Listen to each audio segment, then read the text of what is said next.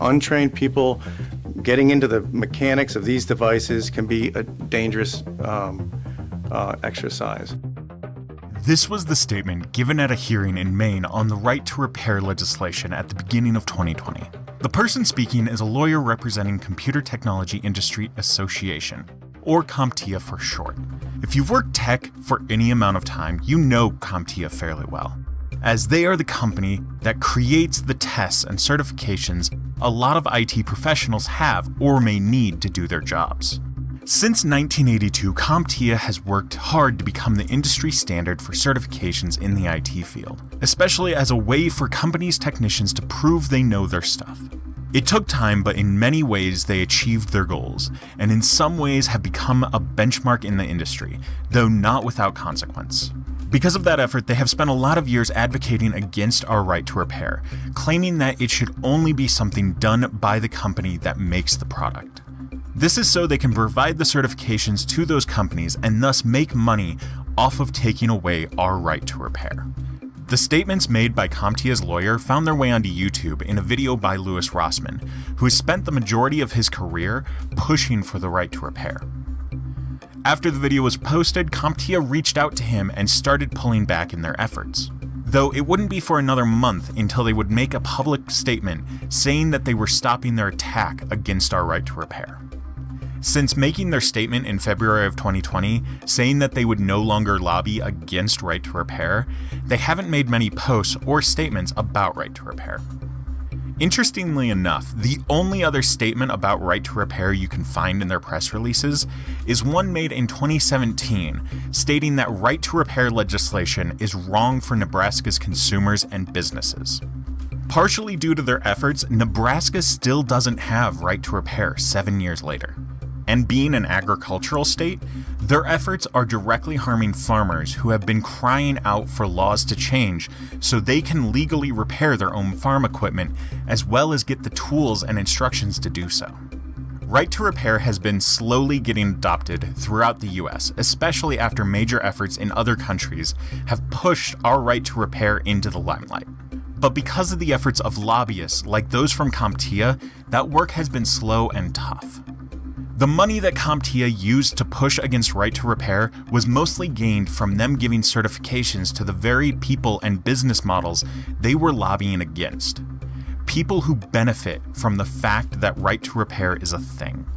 It seems like the philosophy they were going with for years was to fight against right to repair so that if it got locked down, people would be forced to go to the companies that made the products or repair shops that were approved by those companies. And CompTIA would certify the technicians both in those companies and at the third-party repair sites. But the two key blind spots they seem to have missed is that, for one, the companies that they would want to give the certifications to tend to have in-house departments that make those certifications themselves. And the other is that companies strive to lock down repair as much as possible to the point where replacement is the only option. In both those situations, CompTIA does not benefit.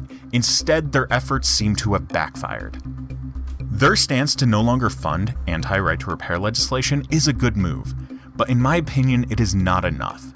They spent years and millions of dollars to set back right to repair for the entire nation, and simply no longer doing more damage is not helping enough. I don't recommend CompTIA certifications because my entire career in the industry has shown they are not as useful as other methods of getting an education. They tend to just be a piece of paper that some companies look at but don't really understand. Because they have become the de facto certification process, a lot of people look to them as the best certification process without realizing they had been funding their own obsolescence. I don't expect CompTIA to ever actually push for right to repair because they prefer their company partners over the technicians they actually claim to support. Over the last few years, they have tried to make strides to have a friendlier look and get their name into social media so that younger technicians can see that they are an option. That is why it is so important that we shine a light on the damage that they have done and their lack of effort to fix or change any of that damage. Just like how the technicians they certify repair devices, they need to repair the damage that they have done to the industry as a whole. They also need to start listening to the industry, instead of just listening to the profits that they gain.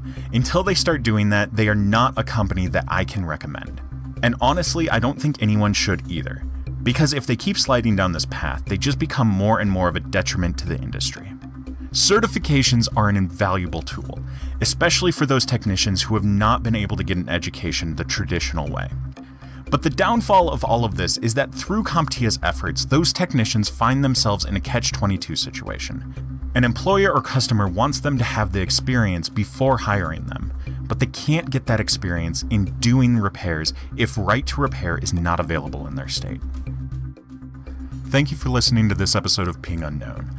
This has been one of those things that has been bothering me for a long time, especially after I posted a video about CompTIA. A lot of people reached out trying to defend CompTIA, not realizing the damage that they have done and the lack of response that they have made since going back on that damage. If you want to learn more information or see any of the sources, all of them will be posted both on my site, thebeardeditguy.me, and also on my Ko-fi page, which if you want to support me, feel free to do it over on Ko-fi. And you can also listen to these early if you help me out on Ko-fi. Once again, thank you to everyone who supports me and everyone who listens. You guys are the reason that I do this, and I will keep doing this for as long as you guys listen. If you know of any other topics that you want me to cover, feel free to ask. I have a long list of ones that I want to cover, and I also want to cover the ones that you guys want to hear about.